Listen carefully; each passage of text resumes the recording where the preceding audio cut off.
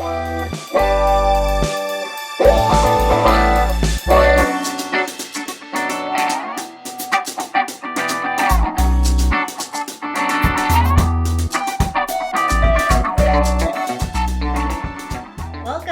to the very first episode of Women of Color and Confidence. I am your host, Amber Rose West. Thank you so much for joining me. Today, we are going to be talking about the silencing and erasure of Black women in the United States of America. And I just want to start off right off the bat with a disclaimer that I am not a historian, so it will not be through a historian's perspective. If you want to know about the silencing of Black women from a historical perspective, you can start by looking up the amount of abductions of Black women happening in the US right now. It's happening at an alarming rate. And you can pretty much trace yourself all the way back to slavery and beyond. If you keep going, you'll find 400 years of history, and you'll see a theme all along the way of this country's attempt to disappear Black women. This show was meant to be more of a narrative of experiences. As the series continues on, you will hear from some amazing women, and they will be sharing their own stories of silencing. In these interviews, we will focus more on their ability to persevere and overcome, but because so many Black women do experience this, I thought it was the perfect place to begin this entire series. You may be hearing about this concept for the very first time today, but I promise you it will not be the last time that you hear about it. So I want to address what it is, how it exists, and start with how it helped influence the creation of this show. I basically unplugged my entire life when Black Lives Matter grabbed the attention of the nation in February of 2020. All of my free time outside of work and what little sleep I was able to get at the time was spent out in the street. I was protesting, marching, chanting, yes, being tear gassed, carrying my signs. I was out there at least 5 days a week, if not 6, 7 days a week in the streets. And then I would come home and follow up all that activity, being an online educator on social media, telling people they had their facts wrong, bringing to the attention the microaggressions that my white communities were committing, sharing and resharing brutal videos and articles to get people's attentions. It was really a lot of action that Black people do take when white people start listening to them. I had replaced my life and parts of my career with this new activist Amber that was really dedicated to that and only that. I wasn't doing any of the things in my life that make me happy or balanced or sane. I stopped doing yoga, which is a big part of my life, and I had been deep into study and practice, completely dropped. I teach online classes about confidence, self-esteem, and self-respect. I put all of my classes on hold indefinitely. I abandoned my life completely to be fully present in this very, very important cause. And doing all of this, as I'm sure you can imagine, my body is shutting down because you can only go full throttle into anything for so long before it catches up with you. So I stopped sleeping. And then when I was able to sleep, I started having nightmares of protests and police murdering me. I started drinking more to try and keep the thoughts quiet. My afro started falling out. I wasn't smiling or laughing, which are two of my most favorite things to do in the entire world. But my brain was just a fog and my attention span was absolutely garbage. I was an absolute literal mess. And I was that way for months. So I finally sat myself down and I said, there has to be a way to continue this activism while not losing sight of Amber Rose and everything that she is attempting to build. Because Amber Rose was being lost at an alarming rate. BLM had taken over every ounce of who I was and what my life was about. So I was sitting here thinking about how much I was disappearing from my own life for this external cause, right? And I realized that that's exactly what the world does to Black women. Black women have to work twice as hard to be seen as equal. We have to work twice as hard to have our voice heard. This world tells us that we aren't doing enough unless we're working ourselves to the bone, losing ourselves in the process, that we are the work that we produce. They want all of us in it all the time. Otherwise, they make us feel like we're not really doing anything at all. So they say, do this, do all of this, and don't ask questions or complain if you want to be kept around. This is how we lose Black women. This is how Black women are silenced. The more we're forced to keep working all in on something so that we can keep up or fit in, the less we're exposed and engaged with the world. We're too busy trying to keep up with what we're supposed to be doing. And through this silencing, we aren't present and we disappear. So I want to start with this silencing, and I don't want to go too far into generational trauma, but I think that it deserves to be noted that many women do carry their generational trauma of slavery, where Black women literally had less of a voice than the animals on the farm, sold on a whim, used as incubators, impregnated them often and aggressively to be duplicators of slaves. And then we have civil rights trauma, right? Jim Crow, segregation. We carry all of that. And I do not want to go too much into all of it, but you get the point of what I'm trying to say.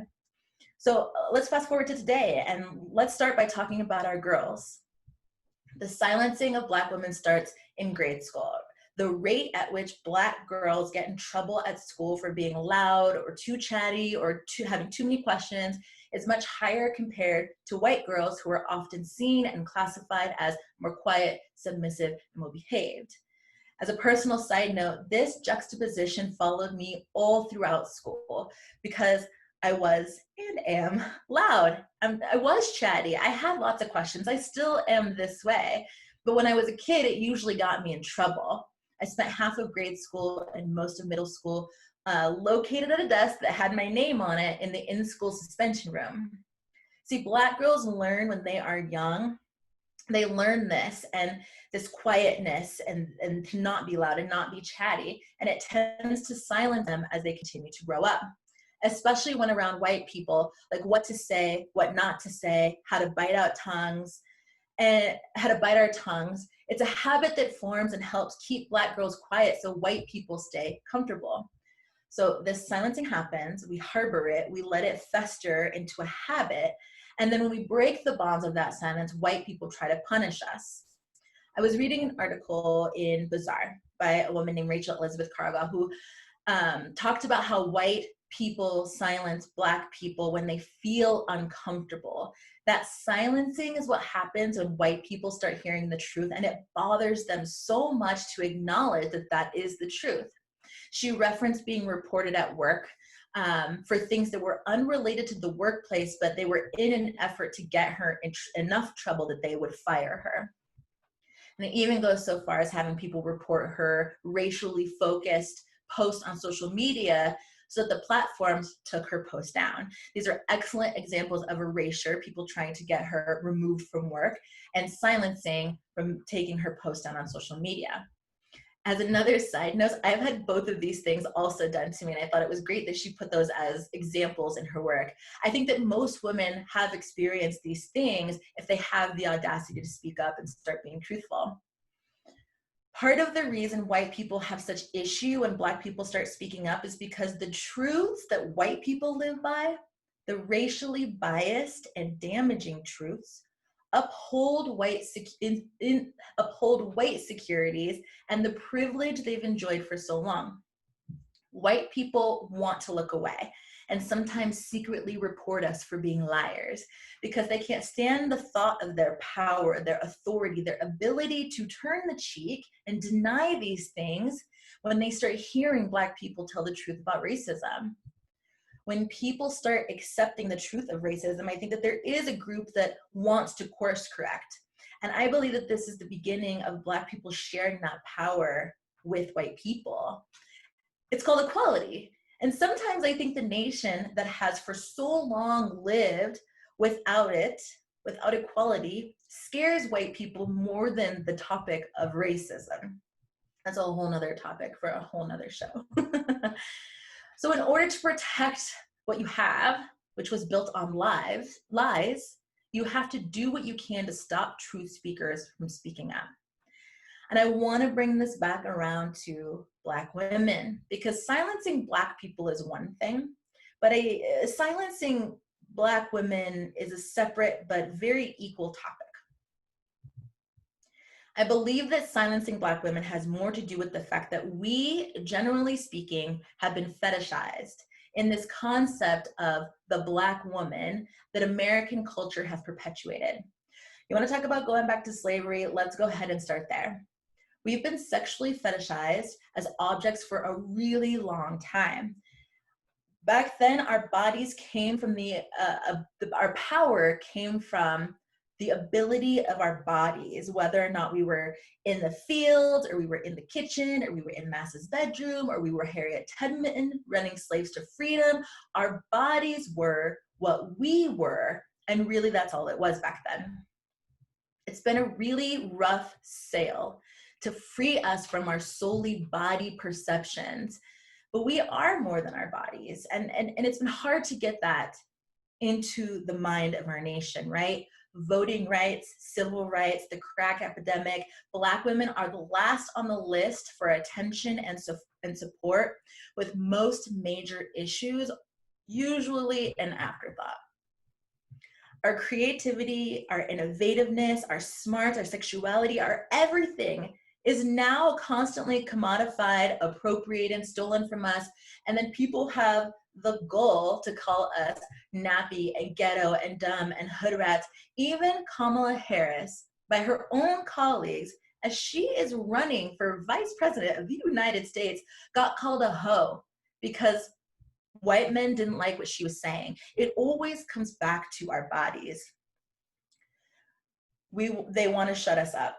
They just want us to look pretty, keep that image in their brain of our bodies being their bodies, to look at, to enjoy, to rob, and to steal from, because it's easier to do that than to view us any other way, than to see us as people, as smart people, as intellectuals, as advocates, as decision makers. See us more than baby makers, as more than hoochie mamas, as more than bodies and properties for you to profit off of. Now we're CEOs, and we're scientists, and we're homeowners, and we're politicians, and we're millionaires, because we are out here being self-sufficient and able-bodied without the necessity of you and whatever it is that you're trying to take from us. I think about this, and I think about how amazing it is, and then I think, but still, there are so many of us still experiencing white society taking what Black women create to make it their own. They steal it, they manufacture it, they profit from it, and then they throw away the Black woman that created it. Black artists have their art stolen and reproduced by large companies who threaten to sue them when they make a fuss. An influencer by the name of Amina Misiolo had her entire likeness stolen and turned into a Bratz doll.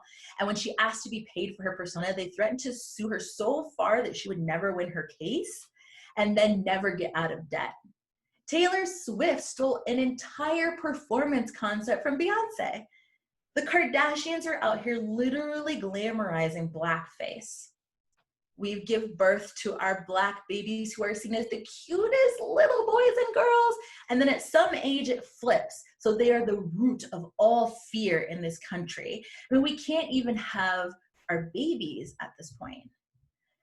This appropriation of our uniqueness is an attempt to erase us, because it's easier to take what we have created, slap a white face on it, because it's so hard to admit that Black women have created something of value, better yet, are something of value. I am so happy and I am so proud that Black women have more power now. Watching Black women break ceilings in their industries and their careers, more than I've ever seen in my lifetime at this point, and it brings me so much joy. Black women are being more heard, but I feel like we're not being as heard as other people think. Part of the reason that Black Lives Matter swallowed me whole in February is because I realized how much of my life I kept to myself in silence for fear of upsetting the white people around me. I started to think back about how much of my growing up was being quiet around white people so that I didn't get hurt, like physically hurt. Not pointing out racist jokes among my friends or my coworkers because I wanted to have friends and I was afraid of losing them. And I was always afraid of losing my job, knowing the cycle of employment is significantly more harrowing for Black people than white people. I used to wear my hair back in a bun because like the ethnic texture was considered unprofessional or even dirty. And I didn't want, someone like a potential landlord to know how afro-y my hair was. I spent a lot of time apologizing to white people all the time for no reason, being over polite to my white teachers or the parents of my white friends because I wanted to like me even though I was Black. Spent a lot of time biting my tongue, trying to white pass, pretending, pleasing, hiding. And then the world said, Black people, tell us your stories. And I was like, oh, I got stories for you. We all have stories for you. We all have stories. And they're stories out of anger. They're angry stories. They're angry for years of silence, angry for years of oppression, angry for years of being last on the consideration list socially and politically. Angry they are murdering us and getting away with it. Angry white people have the ability to feel safe, while Black people always feel like their lives are in jeopardy, always looking over their shoulders, wondering who's watching them and why, and what's gonna happen if someone gets the wrong idea. Angry that we can't go a day without worrying if our babies can go from home to school and safely back home again. Wondering if today is the day that my family gets a phone call. Angry with white people for staying at home and continuing to live their lives while Black people and Black women are being erased on the street, while me, Amber Rose, am being erased in my own life. Why aren't more white people angry alongside with us? We're just angry. The world asked us for our stories, and many of us stepped up to be heard. What I realized in my time in the streets was that Black women still aren't being heard. What happened to Sandra Bland? What happened to Breonna Taylor, Katherine Johnston, Tay Jefferson, Tanisha Anderson, Kayla Moore, Natasha McKenna? Still no justice. And this list is extensive. It goes on and on and on. Please Google it. Please Google it. Learn their names. Learn what happened. Learn their stories and start saying their names and asking why still no justice for our Black women. Been walking the streets. As I'm walking the streets, I'm realizing that Breonna Taylor is constantly and consistently overlooked and overshouted by George Floyd and Elijah McClain. And I don't want you to get me wrong. I do want justice for their death, and we will keep fighting for justice for their deaths. But I also wonder, how soon does Breonna Taylor's name just float away the same way that Sandra Bland's name floated away? So I made my giant sign. I carry Breonna Taylor's name with pride. I post on social media when people forget and go back to their lives. Every day I say her name. Every day I call Daniel Cameron's office and I demand that they arrest Brett Hankinson. I demand that they arrest Miles Cosgrove. I demand that they arrest Jonathan Haddingsley for her murder. I demand her justice and I say her name every day so I don't forget. But there was a piece of this that as I was stuck in remembering Breonna Taylor every day, I forgot that there are millions of Black women who have a name and are still here. Black women all over the world that we continue to silence and forget, they're still here. They're still here right now. So how can we say their names before some tragedy happens to them? All of this came about because I erased myself stepping into Black Lives Matter this year. And as my health began to decline and I began to lose myself and I couldn't see sight of the goal or the purpose for myself in this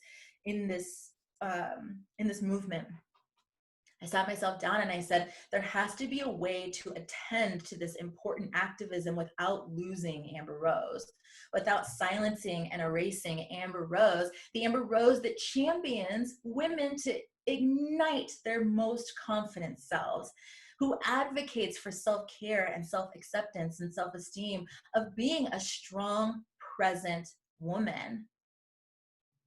Women of Color and Confidence is a way to amplify the voices of Black women in a country that attempts to rob us, silence us, and then delete us from the story. So yeah, here in this place, you will say my name, and you will say her name, and you will say all of their names. And we will say their names and continue to demand justice for those who have been murdered. You will say their names and celebrate the successes of the Black women who are still here. You will say their names and stop denying their truths because you don't want to believe the pain and struggle and oppression. You will acknowledge and celebrate Black women for the amazingness they offer in our country and our culture, because we are more than something to be gawked at and then thrown away. This is where Black Girl Magic came from. It's a thing, it's a vibe, and all of us will honor that vibe. Women of Color and Confidence is my way of honoring the presence of Black women for more than the ideas and concepts that we have placed on us, but for the realness and the authenticity, for the beautiful confidence they've been able to create despite this world's eagerness to silence and erase us. I'm excited to help bring these stories into your home, and I hope that you continue to share them and talk about them so that they continue to resonate throughout your communities. I'm super happy and grateful and thankful for everyone that joined me on the live stream today. Next week, I'm going to be interviewing Amber Brashears. We're going to be discussing the balance that Black people have been forced to create in their lives between this surge of Black Lives Matter, protesting and demanding justice, while still having to show up in your lives, because we have jobs and families and hobbies and communities, and a lot of these communities have turned to us as the Black people in their life for insight and answers on what to do next. So how are Black people handling this response? Amber and I are going to discuss this next week on Women of Color and Confidence, and I do hope that you'll join us.